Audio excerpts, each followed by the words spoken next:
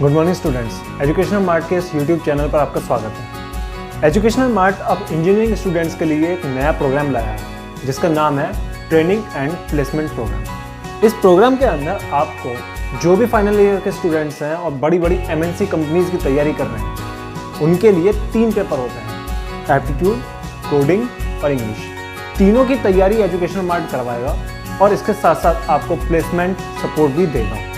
अगर आप इन MNC companies में सेलेक्ट होते हैं देन वेल एंड गुड। इसके साथ साथ आपको एजुकेशनल मार्ट अपनी कंपनी में और अपने साथ साथ जिन कंपनीज के साथ भी टाई अप है उस कंपनी में भी प्लेसमेंट सपोर्ट देगा। जाइए और इनरोल करिए क्योंकि इतने कम पैसे में इतनी अच्छी अपॉर्चुनिटी कोई भी ऐप नहीं दे रहा। तो जाइए और नीचे दिए गए लिंक पर इनरोल करिए। और उसके साथ साथ अगर आपको इनरोल करने में कोई इशू आता है तो नीचे इनकी वेबसाइट और साथ साथ व्हाट्सएप नंबर भी मैं दे रहा हूँ, जाइए और इनके कॉन्टैक्ट करिए और जाकर इनरोल करिए।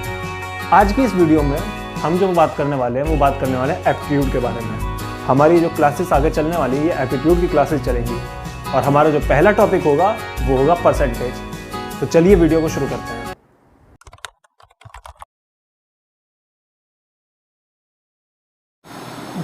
अगर हम बात करें परसेंटेज की तो परसेंटेज होता क्या है, तो सबसे पहली चीज़ जो हमें परसेंटेज में देखनी है कि कोई भी ऐसी चीज़ जिसको हम 100 की टर्म में एक्सप्रेस कर दें उसको परसेंटेज कहते हैं। लाइक 50% को फ्रैक्शन में कैसे लिखा जाएगा, तो ये जो परसेंट है ये कहाँ आ जाएगी अपॉन 100 और 50 ऊपर। तो 50% की फ्रैक्शन क्या होगी 1/2। ये इसकी फ्रैक्शन हुई। अब इसको ही वापस परसेंटेज में लिखेंगे तो कैसे लिख देंगे, तो इंटू 100 कर देंगे। तो वापस ये 50% आ जाएगी। सेम 25% पर किस तरीके से करेंगे, तो 25 और ये परसेंट क्या बन जाएगा अपॉन 100। इसकी फ्रैक्शन क्या आ जाएगी 1/4। अब इसको वापस परसेंट बनाने के लिए हम इसमें क्या करेंगे 100 से मल्टीप्लाई कर देंगे।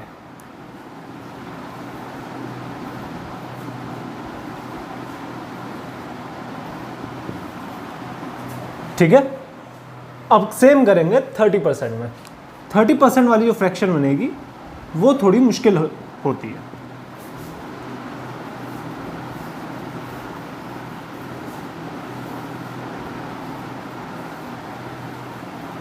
अब ये क्या आ जाएगी 3/10। इसको वापस 30% बनाने के लिए क्या करेंगे 100 से मल्टीप्लाई।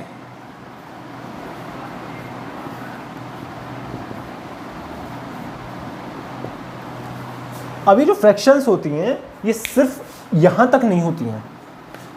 3/10 कर दिया, 1/4 कर दिया, 1/2, इतनी इजी फ्रैक्शंस नहीं होती हैं। कुछ फ्रैक्शंस मिक्स फ्रैक्शंस भी आती हैं। अब मिक्स फ्रैक्शंस क्या होती हैं वो देखते हैं।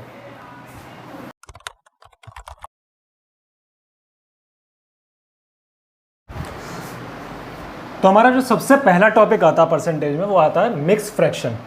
मिक्स फ्रैक्शन में क्या होता है, जब भी आप परसेंटेज में देखेंगे आप कुछ ऐसी टर्म्स देखेंगे लाइक 2:1/3। अब आपके हिसाब से क्या मतलब बनता है इसका, इसका मतलब है 2 + 1/3 = 2:1/3। अगर आप इसकी पूरी वैल्यू निकालेंगे तो वो भी सेम आएगी दोनों की। कैसे निकालते हैं इसकी वैल्यू, इसकी इसमें मल्टीप्लाई करेंगे और इसको इसमें जोड़ेंगे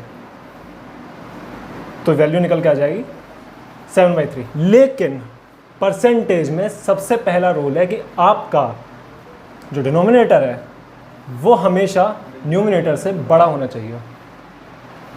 आपका डिनोमिनेटर न्यूमिनेटर से बड़ा होना चाहिए। अब लाइक इसमें है, इसमें मैंने क्या लिखा 22/7।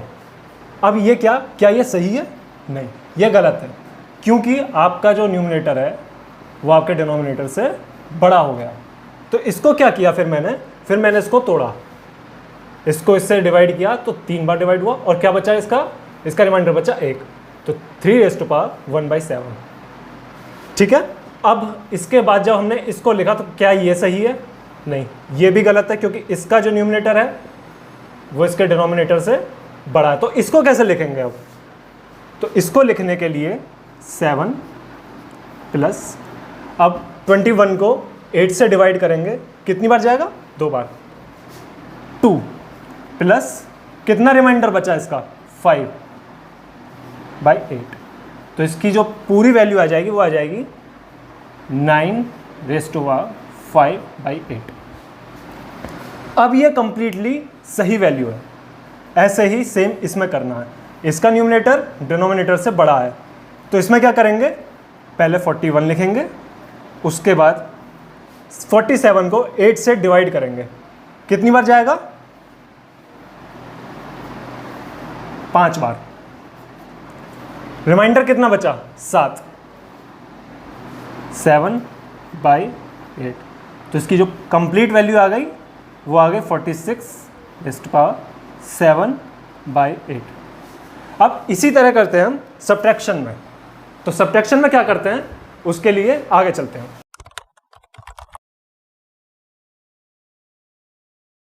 फ्रैक्शन में अगर सब्ट्रैक्शन की बात करें तो सबसे इजी होता है अगर हम कोई डिजिट, कोई फ्रैक्शन एक में से घटाएं। यहाँ एक में से हम 1/3 हटा रहे हैं, तो किस तरीके से इसको करेंगे? जब भी किसी फ्रैक्शन को एक में से घटाया जाता है तो उसका सिंपल सा फॉर्मूला है कि आपको अपने डिनोमिनेटर में से अपना न्यूमरेटर घटा देना है। लाइक यहाँ पर हमें 1 - 1/3 करना है, तो इसको किस तरीके से लिखेंगे? तो ये जो डिनोमिनेटर है इसको तो ऐसे का ऐसा ही लिख देंगे। अब क्या करेंगे? इसमें से इसको घटाएंगे, 3 - 1, और हमारा आंसर क्या आ जाएगा? 2/3। आप इसको अपने मेथड से सॉल्व करके देखेंगे तो भी यही आंसर है। यहाँ क्या करेंगे? 13 को ऐसे ही लिख लेंगे, एक में से 5/13 घटाना है, तो फिर किस तरीके से करेंगे? 13 - 5, आंसर क्या आ जाएगा? 8/13। सेम यहाँ पर क्या दे रखा? एक में से 41/47 घटाना है, तो किस तरीके से करेंगे? 47 ऐसा कैसे ही लिख देंगे। अब क्या करेंगे? 47 - 41,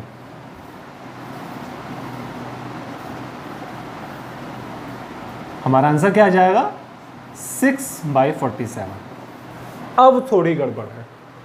अब क्या दे दिया उसने कि आपको 17 में से 41/43 घटाना है। तो अब इसको वैसा तो कर नहीं सकते। ये जो फॉर्मूला है, ये जो तरीका है, ये सिर्फ और सिर्फ तब लगता है जब हमको एक में से घटाना हो। If we subtract something with 1 then, तब ये फॉर्मूला लगता है। यहाँ हमें एक में से नहीं घटाना। लेकिन इसको हम कैसे लिख सकते हैं? इसको हम लिख सकते हैं 16 + 1 - 41/43। अब तो काम आसान हो गया ना हमारा। 16 को ऐसा का ऐसा ही लिख दो, प्लस यहाँ 43 ऐसा का ऐसा ही आ जाएगा। अब क्या करेंगे? 43 में से 41 को घटा देंगे, 43 - 41, 16 + 2/43। अब मैंने पहले बताया था कि ये किसके बराबर होगा? तो ये बराबर होगा 16⁵2/43। ये हमारा आंसर आ जाएगा। अब यहाँ क्या करेंगे? यहाँ क्या किया इसने? मिक्स फ्रैक्शन को घटवा रहा है 17 में से। तो इसको हम कैसे लिख सकते हैं इस टर्म को? इससे पहले मैंने आपको बताया था, यहाँ भी बताया था कि इसको इसके बराबर लिखते हैं। तो इसको हम किस तरीके से लिख सकते हैं? तो इसको लिख सकते हैं हम 17 माइनस ब्रैकेट में 5 + 6/23। किसी को कोई समस्या है यहाँ पर? हमने क्या किया कि हमने इस मिक्स फ्रैक्शन को इस तरीके से लिख दिया और बाकी 17 तो हमने ऐसा का ऐसा ही लिख दिया। अब जब ये माइनस अंदर जाएगा तो किस तरीके से आएगा? 17 - 5 - 6/23। तो ये किस तरीके से आ गया? 12 - 6/23। अब ये जो टर्म है ये ऐसी के ऐसी बन गई ना जैसे हमारे पहले वाली थी। तो इसमें क्या करेंगे हम? 11 +1 - 6/23।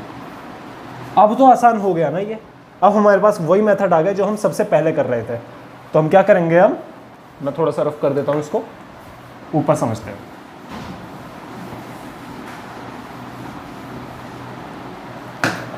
तो अब क्या करेंगे हम, 11 हमारे पास ऐसा ही है, 11 को ऐसे का ऐसा ही लिख लिया। यहाँ 23 को हमने ऐसे का ऐसा ही लिख लिया। 23 - 6, तो हमारा फिर आंसर क्या आ जाएगा, 11^17/23। ये हमारा यहाँ आंसर आ जाएगा। तो इस तरीके से सब्ट्रैक्शन किया जाता है मिक्स फ्रैक्शन में।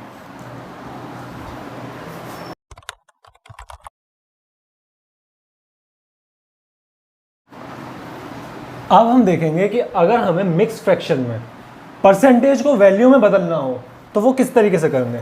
Mixed fraction percentage to value, अगर हमारे पास ये दे रखा है तो इसकी वैल्यू फ्रैक्शन में क्या होगी, उसको किस तरीके से चेंज करेंगे। तो सबसे पहले हमें इसे सिंपल फॉर्म में लाना होगा। तो इसकी मल्टीप्लाई इसमें और फिर इसमें इसको जोड़ेंगे। तो 16 3 48 +2 50, 50/3%। एक्चुअल सही वैल्यू यही है, लेकिन हमें चेंज करने के लिए इसको इसमें बदलना पड़ेगा। उसके बाद परसेंटेज को फ्रैक्शन में बदलने के लिए 100 से डिवाइड करते हैं, ये मैंने आपको पहले बताया था, वहाँ भी यही करेंगे। 50/3 × 100। अब क्या होगा, 50 से 100 गया और आंसर आ गया 1/6। ये इसकी फ्रैक्शन में वैल्यू हो। सेम यहाँ पर इसकी इसमें मल्टीप्लाई और इसमें इसको जोड़ेंगे। तो 37 2 74 और 74 + 1 75/2%। अब इसको इसमें चेंज करने के लिए 100 से डिवाइड करेंगे। तो 75/2 × 100। अब क्या हुआ यहाँ पर, अब इसको 5 से काट देते हैं या सीधे 25 से काट देते हैं। 3/4। क्या आंसर आ गया हमारा, 3/8। अब यहाँ पर क्या करते हैं, यहाँ पर भी वही करना। 7 की 57 में मल्टीप्लाई करेंगे, क्या आ जाएगा, 399, 399 + 1 400/7%। अब क्या करेंगे, इसको 100 से डिवाइड कर देंगे। 400/7 × 100।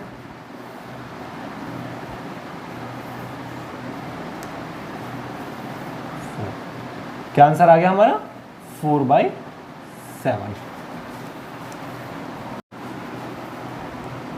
तो 32 6 192 + 1 193/6। यहां भी वैसे ही कर देंगे। याद रखना, ये आपकी सही वैल्यू नहीं है, आपकी सही वैल्यू यही है, क्योंकि आपका डिनोमिनेटर आपके न्यूमरेटर से बड़ा होना चाहिए। तो ये सिर्फ हम इसलिए कर रहे हैं ताकि हम परसेंटेज को फ्रैक्शन में चेंज कर दें। ये आपकी सही वैल्यूज नहीं मानी जाएंगी। तो अब यहाँ पर भी वही करते हैं, 193/6 × 100। तो हमारा आंसर क्या आ जाएगा, 193/600। ये हमारा आंसर।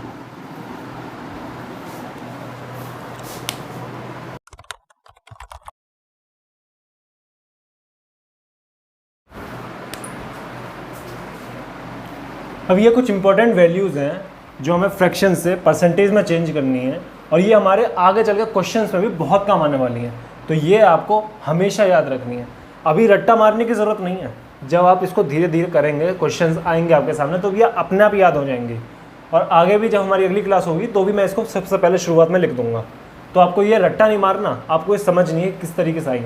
तो क्वेश्चंस में आप जब प्रैक्टिस करेंगे तो आपके सामने ये वैल्यूज़ अक्सर आती रहेंगी और आपको याद हो जाएंगी।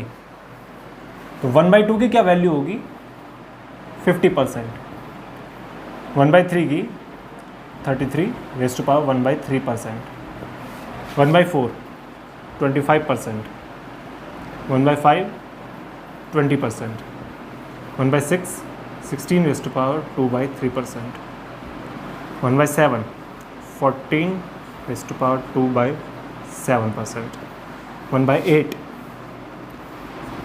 12 raised to power 1/2%, 1/9 11 raised to power 1/9%, 1/10 10%, 1/11 9 raised to power 1/11%, 1/12 8 raised to power 1/3%, 1/13 7 raised to power 9/13%, 1/14 7 raised to power 1/7%, 1/15 6 raised to power 2/3%, 1/16 6 raised to power 1/4%, 1/17 5 raised to power 15/17%, 1/18 5 raised to power 5/9%, 1/19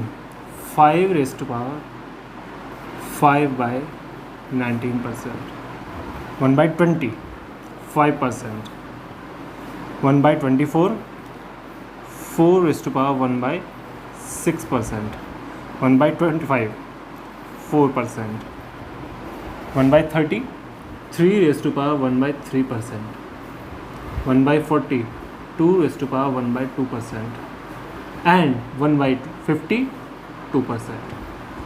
ये इस तरीके से हमारी ये सभी वैल्यूज़ हैं, ये आपको हर समय सवालों में हर जगह दिखती रहेंगी।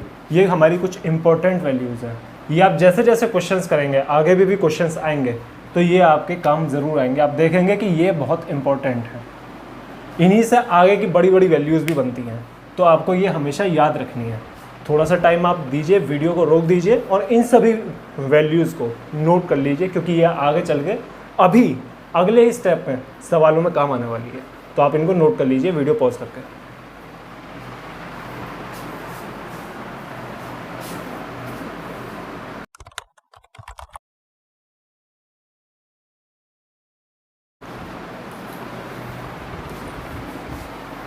अब क्या करेंगे, हम जो भी हमने पहले वैल्यूज़ लिखी थी उनसे बड़ी बड़ी वैल्यूज़ को बनाएंगे। तो अब जैसे हमने लिखा था कि 1/3 किसके इक्वल होता है, 33 raised to power 1/3%। अगर 1/3 इसके इक्वल है तो 2/3 किसके इक्वल हुआ, तो 2/3 का मतलब है 2 × 1/3। तो क्या आ गया यहाँ पर, 2 × 33 raised to power 1/3%। अब जब इसमें इसकी मल्टीप्लाई करेंगे तो सबसे पहले तो आया 66 प्लस, अब क्या हो रहा है यहाँ पर, आपको सिर्फ इसके न्यूमरेटर में मल्टीप्लाई करनी है, डिनोमिनेटर में मत कर देना कि इसको 6 बना दो, नहीं, सिर्फ और सिर्फ इसमें। तो क्या आएगा यहाँ पर 2/3, ठीक है। अगर 1/4 25% है तो 3/4 कितना हुआ, 3 × 1/4, 3 × 25%, 75%। 3/5 कितना हुआ, तो 3 × 1/5।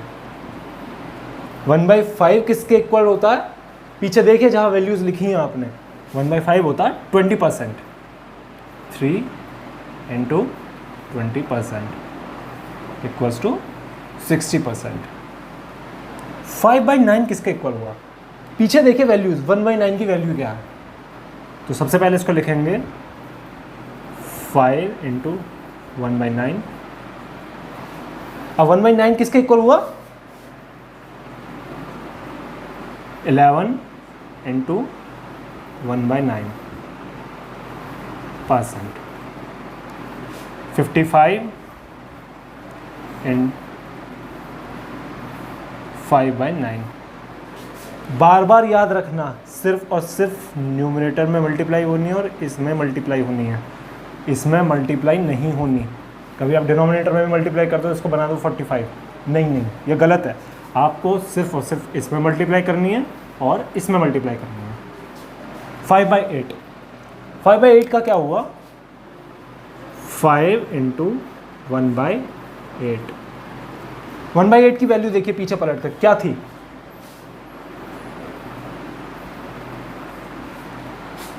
12⁻²%। अब इसकी क्या वैल्यू आ गई? तो 60⁵5/2। ओ, क्या ये सही है? क्या ये वैल्यू सही है? नहीं, क्योंकि इसका जो न्यूमरेटर है वो इसके डिनोमिनेटर से बड़ा हो गया। तो अब इसको सही करने के लिए क्या करेंगे? तो इसको हम ऐसे लिख सकते हैं 60 + 5/2। अब 5/2 को क्या लिख सकते हैं हम? 5 में 2 की अगर डिवाइड करेंगे तो क्या आएगा?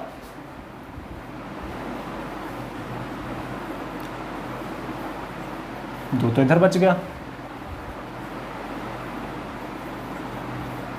1/2 इधर आ गया, क्योंकि 2 बार जाएगा और एक रिमाइंडर बच जाएगा।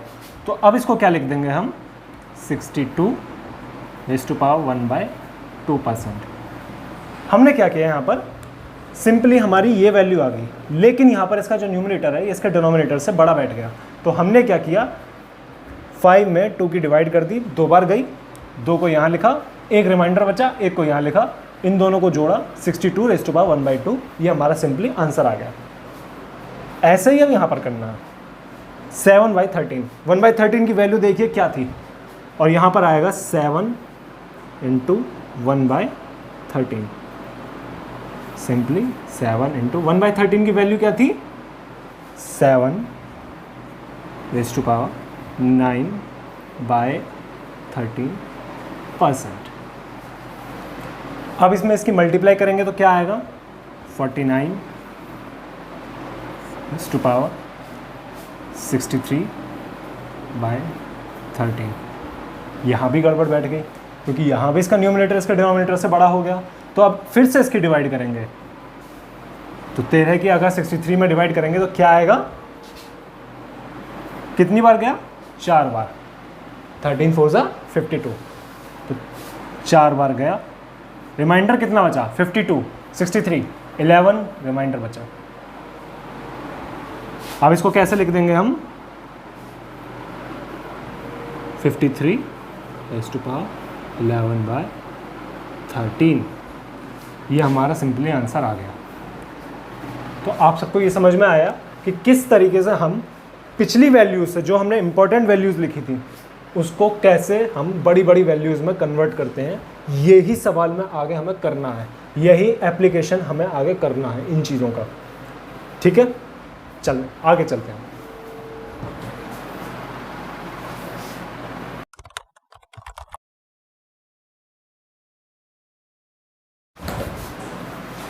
तो पहले हमने क्या किया था? पहले हमने बड़ी बड़ी वैल्यूज़ की फ्रैक्शन को परसेंटेज में चेंज किया था। अब हम क्या करेंगे? अब हम बड़ी बड़ी वैल्यूज़ को परसेंटेज से फ्रैक्शन में चेंज करेंगे। तो 4% की हमने फ्रैक्शन क्या देखी थी? 1/25। 5% की क्या देखी थी? 1/20। अब ऐसे ही 12% की फ्रैक्शन क्या हुई? 12% तुम कैसे लिख सकते हैं? 3 × 4%। तो क्या आ गई ये? 3 × 1/25। और इसको हम क्या लिख सकते हैं? 3 × 25।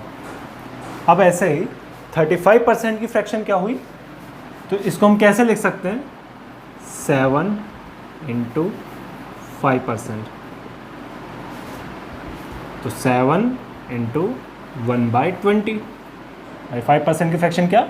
1/20। तो इसको हम कैसे लिख देंगे? 7/20। अब ये इतनी बड़ी परसेंटेज, इसको हमें फ्रैक्शन में चेंज करना है। ये इतनी बड़ी परसेंटेज है कि देख के ही हालत ख़राब हो जाए। तो इसको हम क्या करेंगे? इसको हम तोड़ देंगे। किस में तोड़ देंगे? 100% प्लस 3 × 3⁻1/3%। अब 100% की फ्रैक्शन क्या हुई?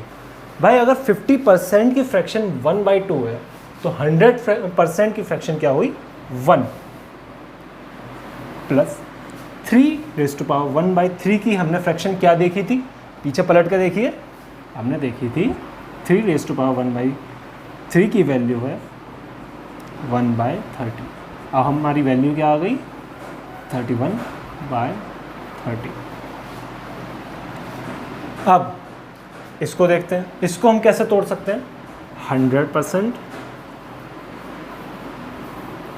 प्लस 16⁻2/3%। अब 100% की फ्रैक्शन क्या हुई? 1। 16⁻2/3 की फ्रैक्शन क्या हुई? 1/6। और हमारी वैल्यू क्या आ गई? 7/6। अब ऐसे ही ये और बड़ी वैल्यू है, इसको हम कैसे तोड़ेंगे? तो इसको हम तोड़ेंगे 500% प्लस 5⁻5/19%। अब अगर 100% की फ्रैक्शन 1 है तो 500% की फ्रैक्शन क्या हुई? 5। अब इसकी वैल्यू क्या थी? देखिए जहां आपने नोट किया, इसकी वैल्यू क्या है? 1/19। अब हम इसको किस तरीके से सॉल्व कर सकते हैं?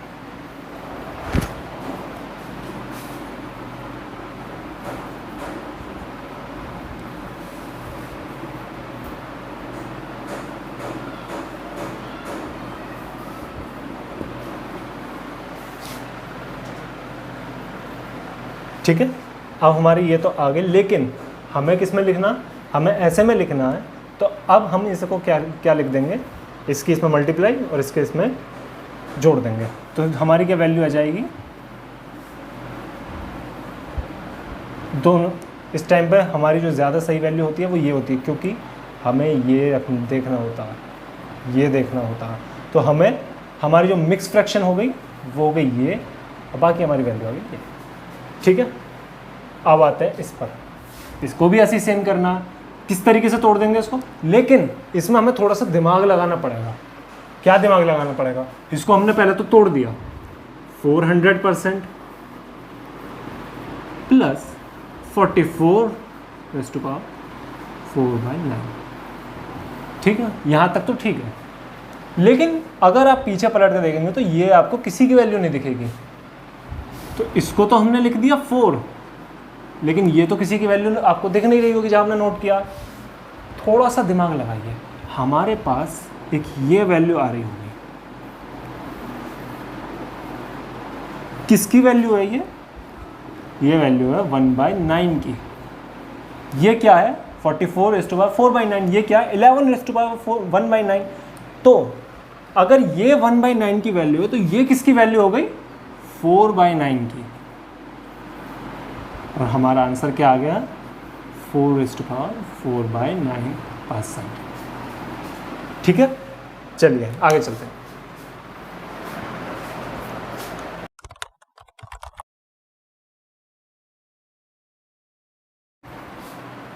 अभी कुछ और इम्पोर्टेंट वैल्यूज़ हैं जो हमें याद रखनी है बड़े बड़े स्केल पर।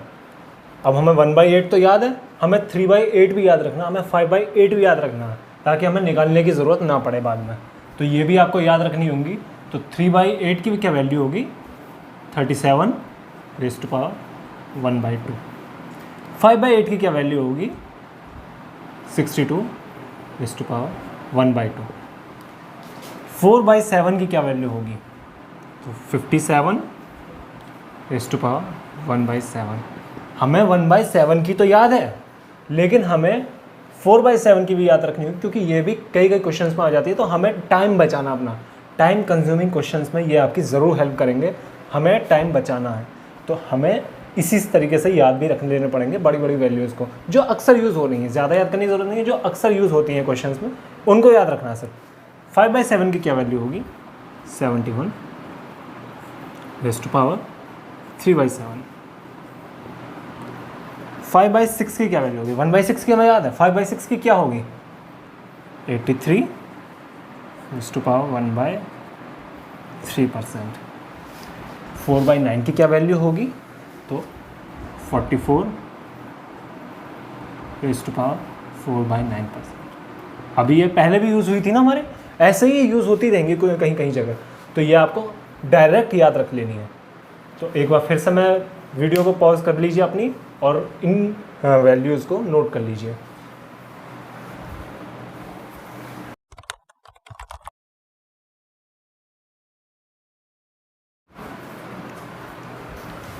हम इतनी देर से बात कर रहे हैं कि fraction percentage, fraction percentage, fraction का मतलब क्या होता है। अगर हमारे सामने ये लिखा है if 16 raised to power 2/3% equals to 1/6, अगर मेरे सामने ये लिखा है तो इसका मतलब क्या होगा कि अगर मैं 6 का 16 raised to power 2/3% निकालूं तो मेरा आंसर क्या होगा?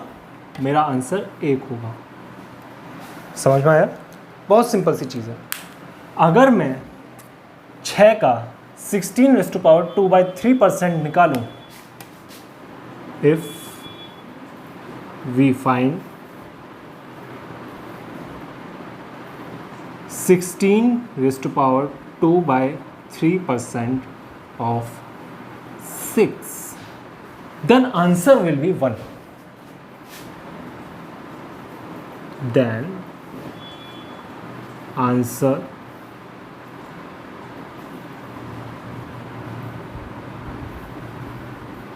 will be 1. ये हमारी फ्रैक्शन का मतलब होगा। ऐसे ही अगर मेरे सामने लिखा है 14 raised to power 2/7 equals to 1/7, इसका क्या मतलब हुआ? अगर मैं 7 का 14 raised to power 2/7% निकालूंगा तो मेरा आंसर क्या होगा? मेरा आंसर होगा 1। ठीक है, इसी तरीके से अगर मैं 44 raised to power 4/9% को 4/9 लिख दूं, अब मैं पूछूं कि इसका क्या मतलब है, तो इसका मतलब क्या होगा? अगर मैं 9 का 44 raised to power 4/9% निकालूंगा तो मेरा आंसर 4 होगा। यह हमारी फ्रैक्शन का मतलब होता है। समझ में आ गया? ये हमारी ओरिजिनल वैल्यू होती है, ओरिजिनल वैल्यू। ये हमारे परसेंट होती है, इसका इतना परसेंट ये आंसर होता है और ये हमारा आंसर होता है। ठीक है, ये है फ्रैक्शन का मतलब। तो अब चलिए क्वेश्चन पे चलते हैं। क्वेश्चन आपकी स्क्रीन पे लगा देता हूँ, इसको पढ़िए, वीडियो रोककर पढ़िए, ज़्यादा देर तक पढ़िए, क्वेश्चन पढ़िए, उसके बाद हम सॉल्यूशन पे चलते हैं। तो क्वेश्चन स्क्रीन पे लगा देता हूँ।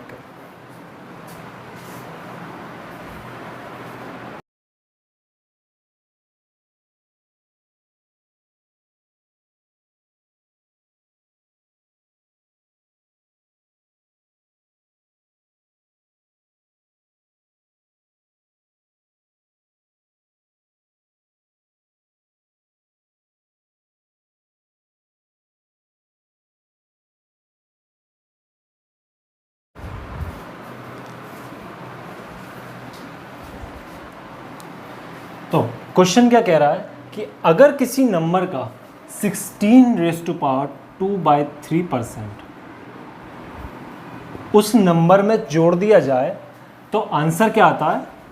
4956, ये हमारा आंसर आ जाता है। तो क्या पूछ रहा है? ओरिजिनल नंबर पूछ रहा है, ओरिजिनल नंबर पूछ रहा है।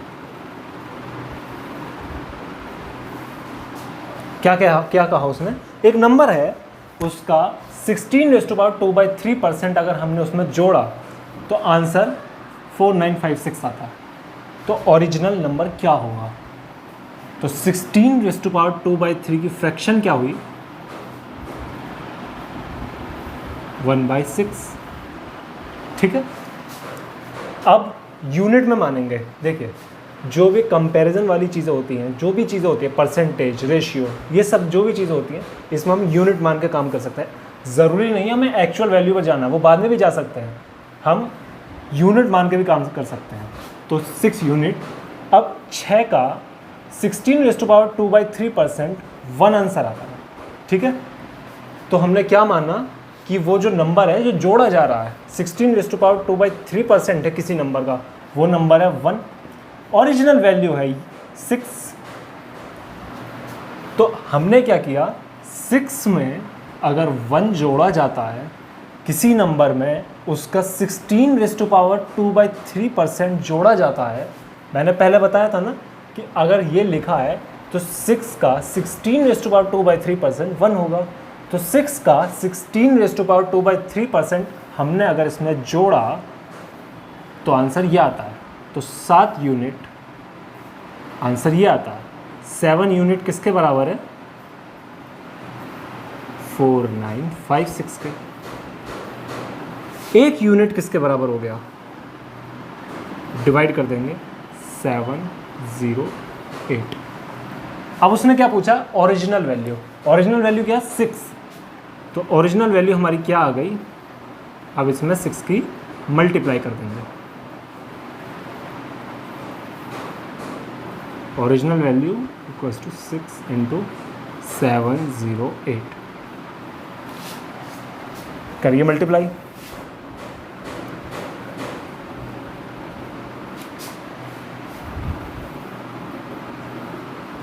ये हमारा आंसर आ जाएगा। समझ में आया? अगले क्वेश्चन पे चलते हैं, अगर नहीं समझ में आया तो उसमें समझते हैं। तो अगला क्वेश्चन आपकी स्क्रीन पर लगा देते हैं। उस क्वेश्चन को पढ़िए, वीडियो रोक कर पढ़िए, आराम से पढ़िए और क्वेश्चन को समझिए, क्वेश्चन कह क्या रहा है। तो स्क्रीन पे लगा दिया आपका अगला क्वेश्चन, इसको पढ़िए।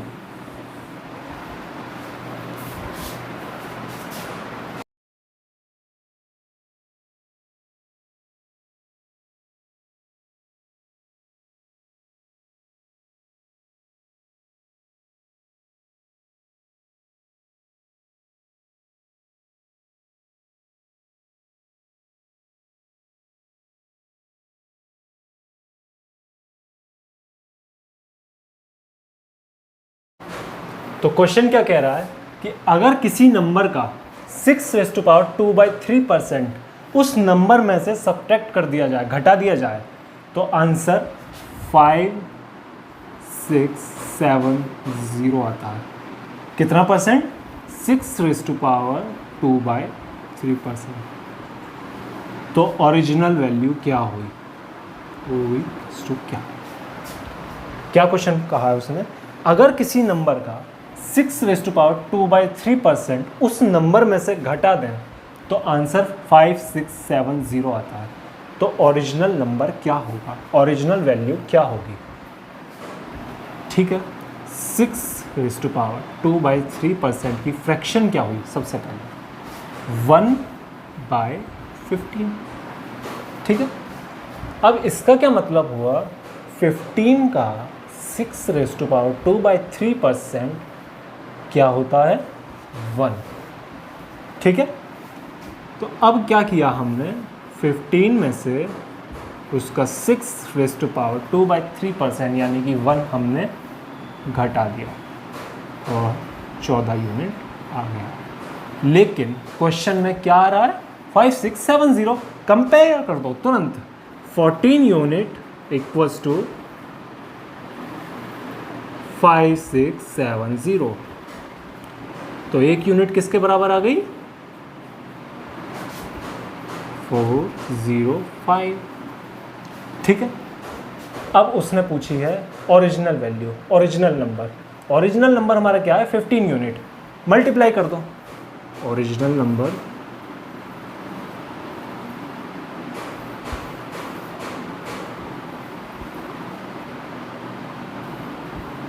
Equals to 15 × 405।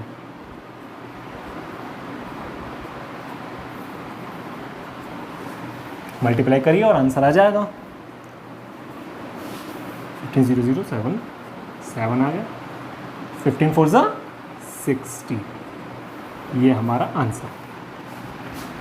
इतना छोटा सा काम अगर आपको ये वैल्यूज़ याद हो गई ना तो झटके में सवाल निकल जाएगा।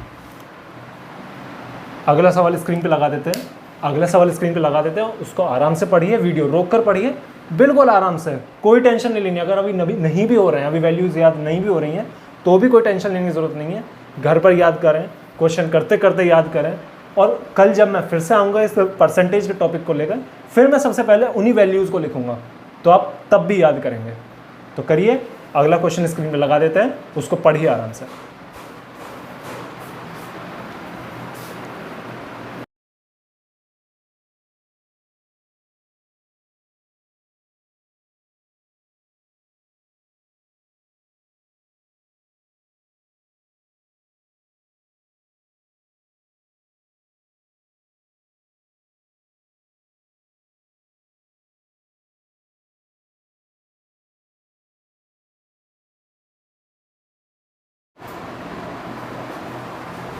अब क्या किया है, अब क्वेश्चन उसने पलट दिया है। अब वो क्या कह रहा है कि अगर किसी नंबर में 64 ऐड करते हैं तो वो अपना 157⁻1/7% बन जाता है। अब क्वेश्चन ये नहीं कह रहा कि इतने परसेंट ऐड करते हैं, ये करते हैं, कुछ नहीं। अब उसने डायरेक्ट डिजिट दे दिया आपको कि अब आप 64 ऐड करो और रिजल्ट जो बनता है वो हमारा इतना परसेंट बनता है। जो ओरिजिनल नंबर है उसका 157⁻1/7% बन जाता है, जो हमारा रिजल्ट आता है। तो ओरिजिनल नंबर क्या है, ठीक है। तो अब पहले इसको करते हैं डिटेल में। तो हमने मान लिया कि हमारा जो नंबर है वो है x, let the number be x। ये डिटेल सॉल्यूशन है।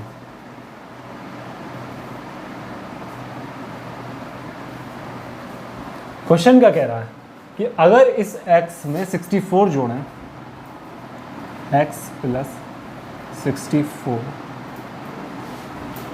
तो वो अपना 157 × 1/7 बन जाता है।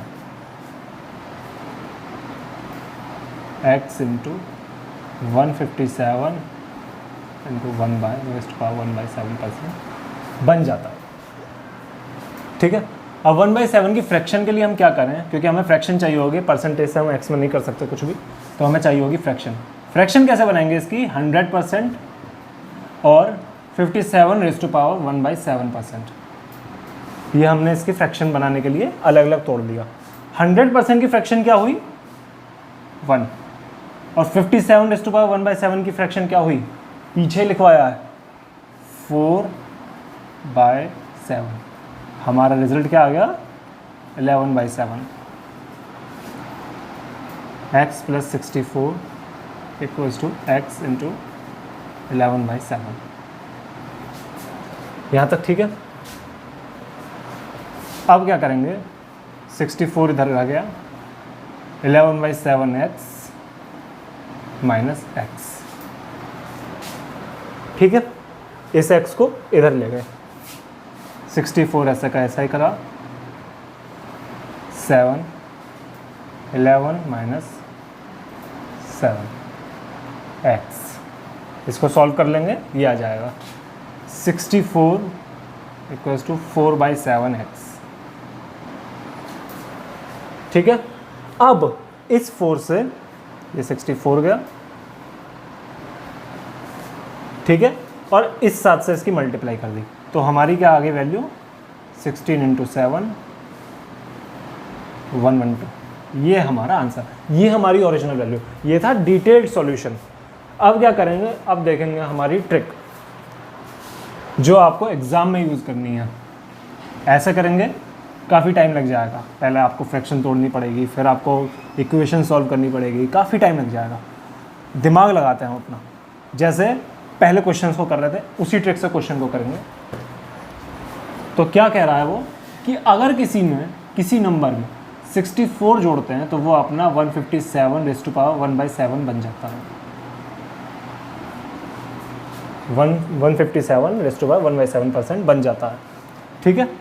इसकी फ्रैक्शन क्या हुई, 157⁻1/7, इसकी फ्रैक्शन क्या हुई, 100% + 57⁻1/7%।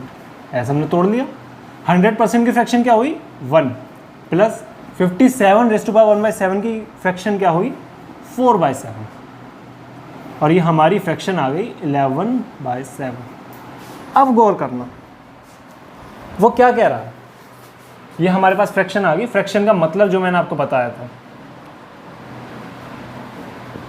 क्या मतलब बताया था मैंने कि 7 हमारा क्या है, ओरिजिनल नंबर है।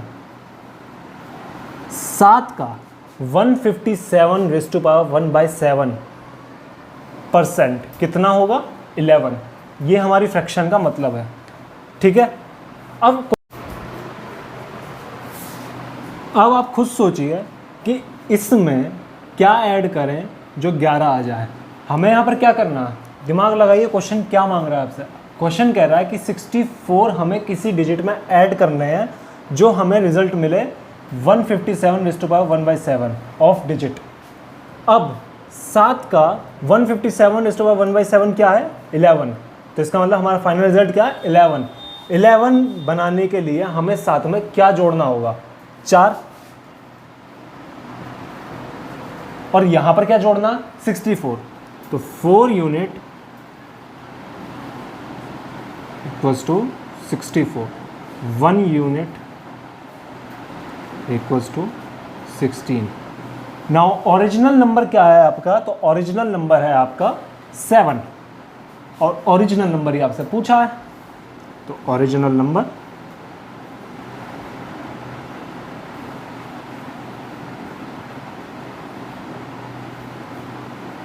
Equals to 16 into 7 and the answer is 112।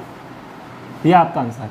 आपको लेंथ में लग रहा होगा कि ये और डिटेल्ड सॉल्यूशन दोनों लगभग बराबर ही हैं, लेकिन यहाँ आपको सिर्फ डिवाइड करना और फिर मल्टीप्लाई करनी है। तो अगर आपका प्रैक्टिस में ये आ जाता है तो फिर आप इसको आसानी से कर सकते हैं। इतना लंबा करने की ज़रूरत नहीं है, सिर्फ और सिर्फ मल्टीप्लाई करना, डिवाइड करना, काम खत्म। इसीलिए ये ट्रिक है, ये शॉर्ट सॉल्यूशन है। अगला क्वेश्चन लगाते हैं स्क्रीन पर, अगले क्वेश्चन में देखते हैं कि वो क्या मांग रहा है।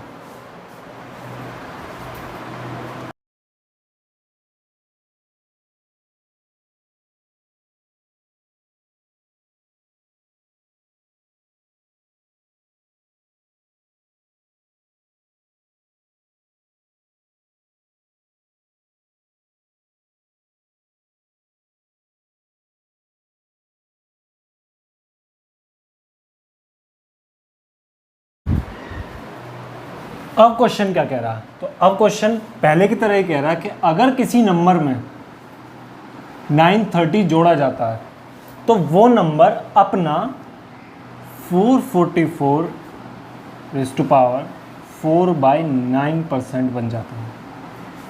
क्वेश्चन समझ में आया।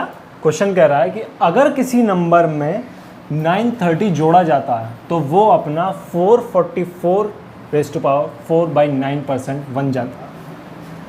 ठीक है, पहले इसको डिटेल करते हैं, उसके बाद देखते हैं। तो पहले लेट द नंबर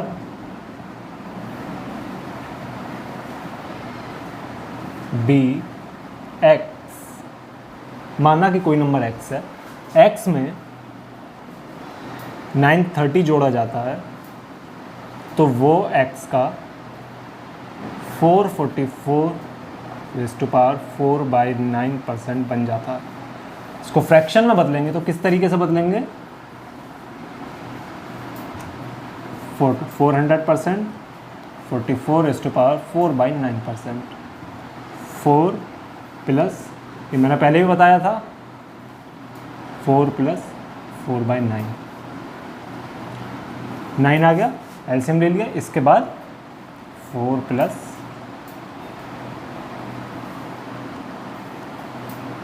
36 + 4, 40/9। ये हमारी फ्रैक्शन आ गई। इसको यहाँ पर लिख लेंगे, x + 930 x × 40/9। ठीक है, अब 930 तो यही रह गया, इसको इसमें मिलाकर लिख दिया 40/9x, और ये वाला x इधर आके माइनस का होगा। यहाँ तक ठीक है। अब 930 ऐसे का ऐसा ही आ गया, इसका एलसीएम लिया, इसमें से इसको घटाएंगे तो एलसीएम लिया इसका 40 - 9x = 31/9x। अब 31 से 930 को काटा तो कितनी बार गया? 30 बार। x इक्वल टू ये वाली चीज़ इधर आके मल्टीप्लाई हो गई 30 × 9, x इक्वल्स टू 270। ये हमारा आंसर आ गया, डिटेल्ड सॉल्यूशन, जिसमें हमें इक्वेशन सॉल्व करनी है। अब देखते हैं हमारा वाला तरीका।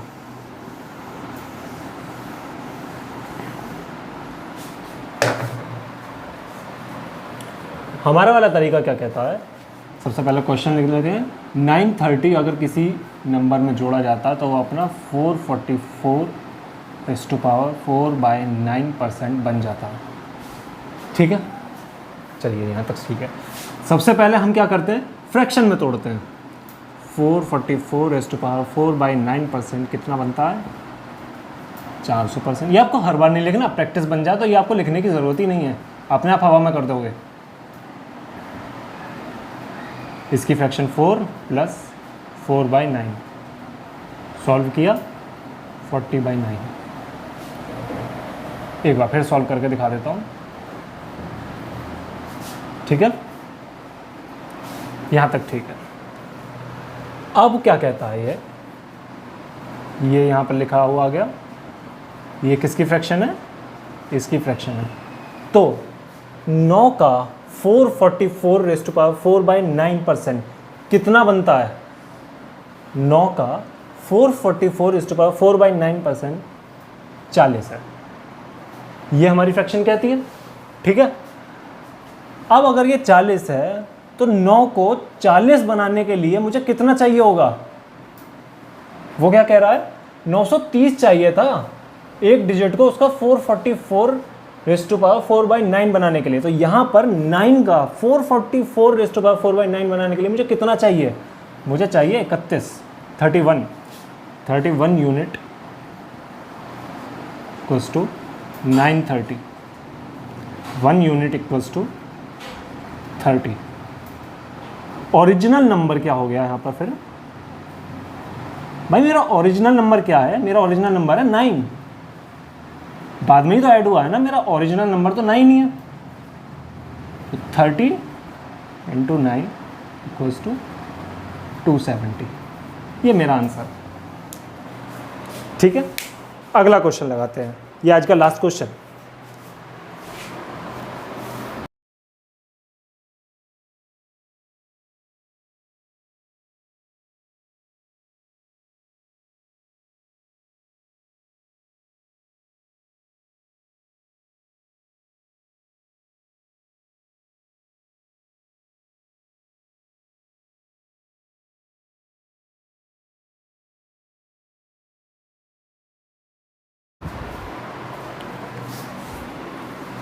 अब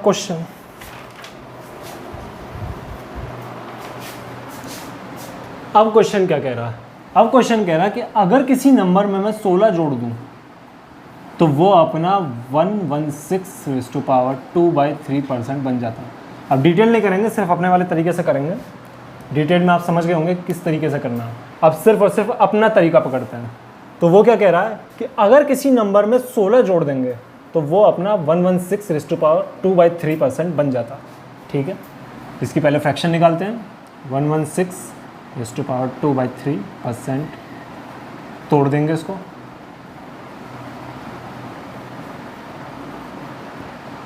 हंड्रेड परसेंट की फ्रैक्शन क्या हुई?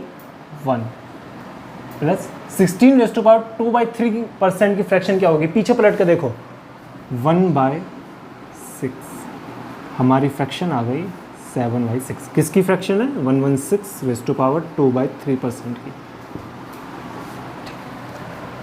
6 का 116/2/3% कितना बनता है? 7। ठीक है, 16 जोड़ेंगे तो अपना वो 116/2/3% बनता है। यहाँ कितना जोड़ें कि 6 अपना 116/1/3% बन जाए? तो हमें कितना जोड़ना है यहाँ पर?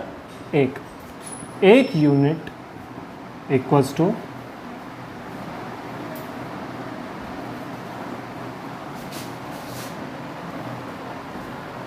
16।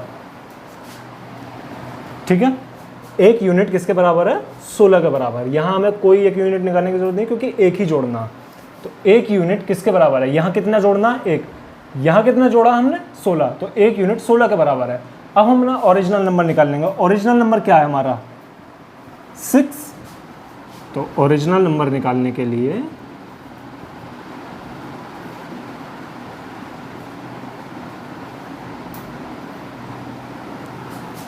16 × 6 और हमारा ओरिजिनल नंबर आ गया 96।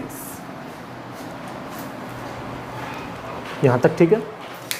अब इस क्लास को यहीं से कल कंटिन्यू करेंगे और कल हम चलेंगे TCS, NQT, विप्रो, बड़ी बड़ी MNC कंपनीज में पूछे गए सवाल जो परसेंटेज से पूछे गए हैं। कल हम उन पर बात करेंगे और कल ये टॉपिक हो जाएगा ख़त्म। तो कल की क्लास ज़रूर अटेंड करना क्योंकि कल ही आपके काम की चीज़ आने वाली है। आज हमने सिर्फ और सिर्फ बेसिक बनाया, आज बेसिक बन गया, कल एडवांस पे चलेंगे। तो कल की क्लास ज़रूर अटेंड करना और बाकी आज के लिए गुड बाय।